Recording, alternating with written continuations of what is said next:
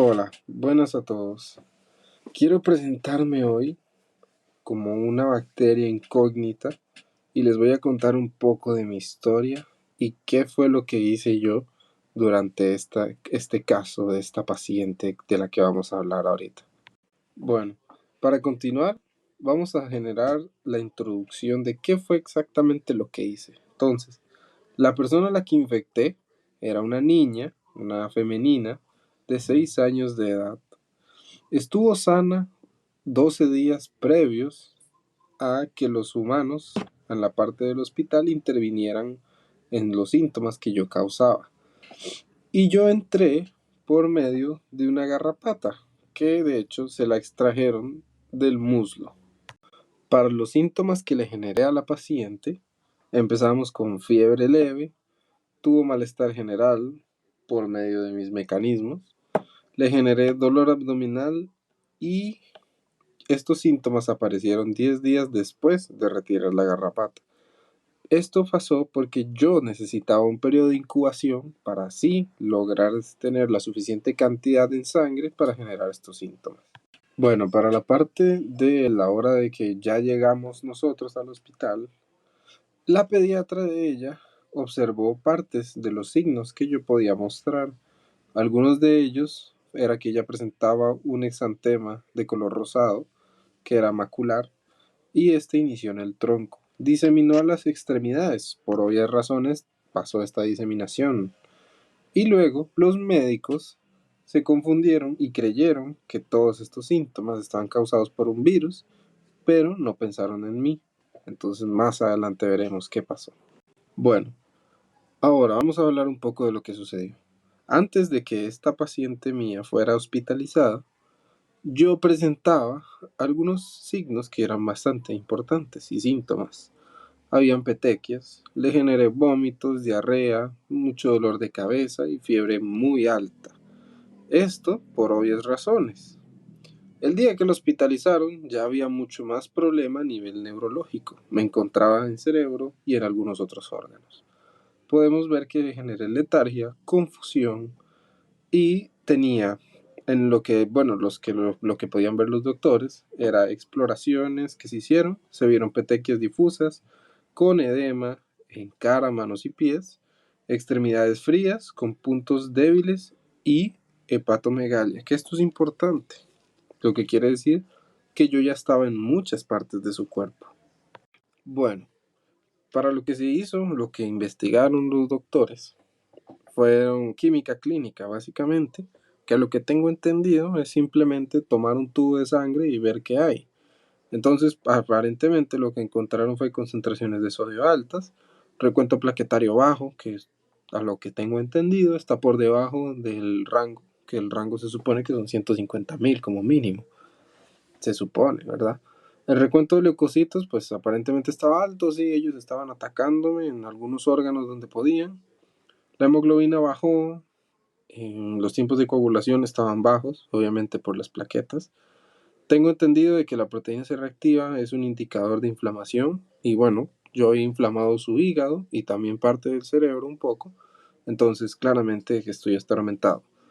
Y me contaron que las enzimas hepáticas, la ALT y la AST, son enzimas que se usan para ver el daño hepático. Y bueno, por daño hepático nosotros sabemos que el hígado es algo importante, entonces a mí me gusta estar ahí y aparte el estar ahí hace que yo pueda aprovecharme, dañar el hígado y cuando el hígado se daña parece que pasan cosas y esas cosas que pasan probablemente sean que esas plaquetas estén bajas y que ese tiempo de coagulación esté aumentado. Entonces eso quiere decir que digamos dura más en coagular, entonces tiene que ser en parte por algo de lo que yo hice. Bueno, para parte del tratamiento que los médicos realizaron fue dar ceftriaxona con líquidos intravenosos.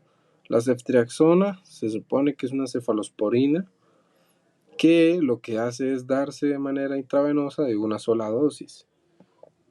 Pero aparentemente ya era muy tarde porque yo ya había generado mucho daño. A la paciente la tuvieron que intubar, tenía insuficiencia respiratoria, no respiraba bien. Y aparte de ahí, El hospital donde ella estuvo simplemente dijo que no podía o la familia la transfirió, la verdad no tenemos esa información. La familia la transfirió de hospital y lastimosamente maté a la paciente. Bueno, para lo que es la recolección de la muestra, ellos técnicamente lo que tienen que hacer es sangrar a la paciente en, y usar tubos de DTA. Estos tubos de DTA, ellos van a ayudar a que podamos obtener una fase en donde la sangre no se va a coagular y nosotros podemos trabajar con el plasma. Sin embargo, cuando se quieren hacer pruebas serológicas, podemos usar tubos rojos, que los tubos rojos son para obtener el suero, donde nosotros podemos obtener antígenos o anticuerpos que sean compatibles con lo que se esté buscando. Si la muestra no se va a ver inmediatamente, lo que podemos hacer es almacenarla a 4 grados centígrados para posteriormente procesarla. Desde la perspectiva del laboratorio y nosotros como microbiólogos, tenemos que procesar esta muestra. Principalmente esta muestra no puede ser observada al microscopio ni realizarle una tinción, ya que tiene una poca sensibilidad por que en la muestra podemos tener pocas bacterias, por lo tanto puede ser difícil encontrarlas. En cuanto al cultivo, tampoco es algo que se haga de rutina, no se suele realizar y eso también carece de sensibilidad. Además de que un factor que tampoco ayuda es el hecho de que para el crecimiento de esta bacteria se requieren de 6 a 8 semanas.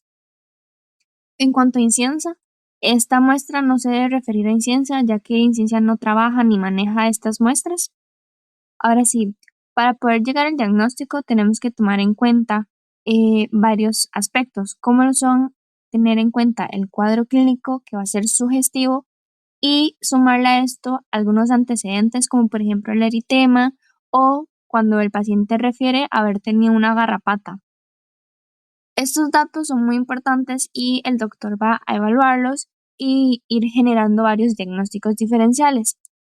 Al laboratorio se solicita la prueba para esta enfermedad, entonces esta va a consistir en pruebas serológicas que son el estándar de oro. Esta consiste en dos pruebas, una es un tamizaje y la otra es la confirmatoria. La del tamizaje sería realizar una ELISA. Dependiendo del resultado, que en el caso de positivos vamos a tener un ELISA positivo, pero hay que tener cuidado, ya que estas pueden dar como reacciones cruzadas con otras espiroquetas que pueden ser microbiota normal. O, por ejemplo, tener en cuenta que también puede ser reacción cruzada con pacientes que tengan otros trastornos, como por ejemplo alguna sífilis, ya sea activa o inactiva, por ejemplo la mononucleosis infecciosa, lupus, etcétera. Entonces también tenemos que confirmarlo. Después de tener el ELISA positivo, vamos a confirmarlo con otra prueba serológica que sería el Western Blot. Aquí, ya teniendo un resultado positivo, ya se puede confirmar con exactitud que la paciente sí tiene esta enfermedad. Y ya una vez con ese resultado, se puede iniciar lo que sería el tratamiento antibiótico. En los casos en que da negativo el ELISA, se debe reconsiderar el diagnóstico. En caso de que esté positivo el ELISA y luego de hacer el Western blot negativo, significa que había dado el ELISA una reacción cruzada. Ya con el Western blot negativo se puede descartar y reconsiderar otro diagnóstico.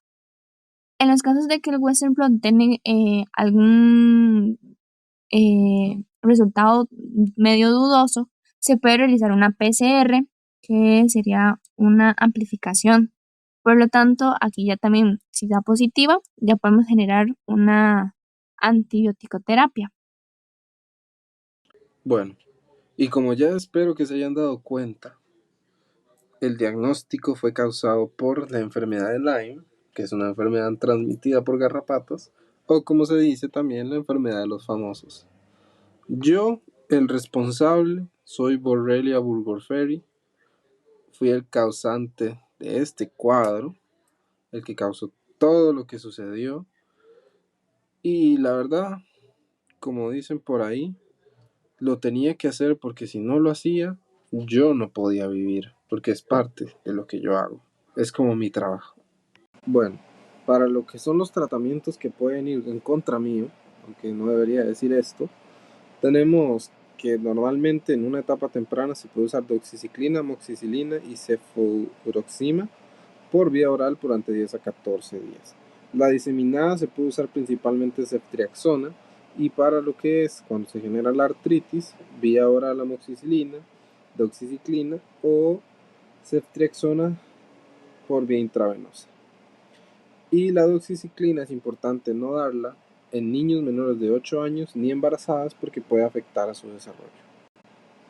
Dentro de los diagnósticos diferenciales podemos encontrar la artritis reumatoide o también lo que sería la artritis idiopática juvenil, debido a que ambas pueden llegar a generar dolor articular persistente. Luego está la liquiosis monocítica humana, ya que ambas son transmitidas por picaduras de garrapatas y tienen síntomas similares como por ejemplo la fiebre, la fatiga, el dolor de cabeza, incluso dolores musculares e incluso pueden llegar a tener afectación del sistema nervioso y articulaciones. Y otros también para mencionar está la enfermedad de Guillain-Barré y el síndrome de fatiga crónica. Lo que es la discusión, bueno, hay que saber que en las áreas rurales, como a lo es Atenas, puede que haya cierta predisposición de mi persona de estar por ahí en lo que son las garrapatas. Es un caso que podría ser importado, pero puede que ya haya sido también endémico. Eso tendríamos que verlo con estudios epidemiológicos para saber cómo está mi situación en este país. Los síntomas característicos, como sabemos, muchos de estos característicos como tal no son, porque muchos son algo ambiguos, como lo puede ser la mialgia, la fiebre o las lesiones cutáneas diseminadas, que también podría ser parte de algunos otros agentes que puedan generar un cuadro muy parecido. Y síntomas que sean muy parecidos también, la hepatomegalia en fase diseminada y las que son las pulsaciones débiles, que básicamente se siente menos el pulso. Importante recalcar entonces que la vía de entrada es por medio de la mordedura de la garrapata, que sería el vector, especialmente a Ixodes scapularis. También podemos tener reservorios como por ejemplo mamíferos como ratones, ardillas, ciervos, y además que el causante o el agente causal principalmente es Borrelia burgdorferi, pero podemos tener otras especies como Borrelia mayoni, Borrelia afzeli y Borrelia garini. Estas bacterias tienen una morfología muy particular, que es la de espiroquetas, que es como si fuesen espirales. Y además también recalcar un poco sobre el otro nombre que adquiere la enfermedad, que es la enfermedad de los famosos. Esto se debe a que ha sido diagnosticada en varios famosos, como por ejemplo Justin Bieber, Thalía, entre otros. Y estas espiroquetas están relacionadas a enfermedades crónicas, las cuales tienen etapas. Y para finalizar, estas serían nuestras referencias bibliográficas y muchísimas gracias por prestar atención.